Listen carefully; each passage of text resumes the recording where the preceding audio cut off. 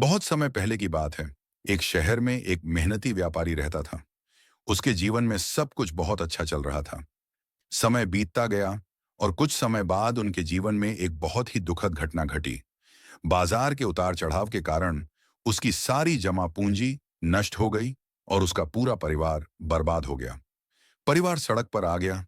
उसने खो दिया। चिंता के कारण रात को नींद नहीं आती थी और अब वह बहुत दुखी और चिंतित हूं। एक दिन ऐसा हुआ कि वह एक बगीचे में अकेले बैठे हुए उदास महसूस कर रहा था और अचानक ऊपर देखते हुए उसे ऐसा लगा जैसे भगवान से उसकी मुलाकात हो गई हो।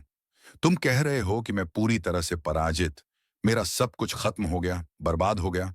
मुझे एक कारण बताओ, क्यों मुझे निराश नहीं होना चाहिए?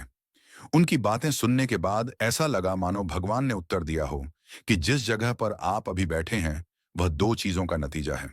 बगीचे में एक लंबी हरी घास है और दूसरी पतली और लंबा बांस।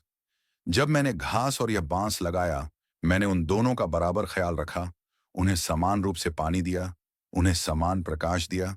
लेकिन घास बहुत तेजी से बढ़ने लगी और इसने पूरा बगीचा हरा भरा हो गया। मैंने ऐसा किया, लेकिन कोई फायदा नहीं हुआ। बांस के बीच में कहीं भी लता का निशान नहीं है। लेकिन मुझे इस बात का कभी डर नहीं लगा और मैंने अपना आत्मविश्वास नहीं खोया। साहस। दूसरे वर्ष घास अधिक घनी हो गई और आने लगे, लेकिन बांस के बीच में लता का कोई निशान नहीं था। लेकिन फिर भी मैंने बांस के लिए हिम्मत नहीं हारी। तीसरे वर्ष भी बांस के बीजों में कोई वृद्धि नहीं हुई।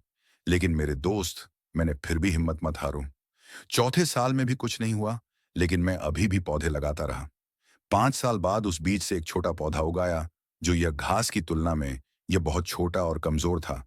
लेकिन 6 महीने बाद यह छोटा सा पौधा 100 फीट लंबा बांस बन गया। हुआ यह था कि बांस को अपनी जड़ें इतनी बड़ी करने में 5 साल लग गए।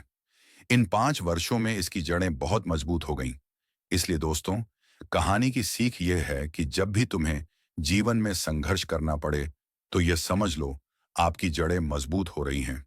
संघर्ष जारी है आपको और अधिक मजबूत बनाना, ताकि आपका कल बहुत अच्छा हो सकता है।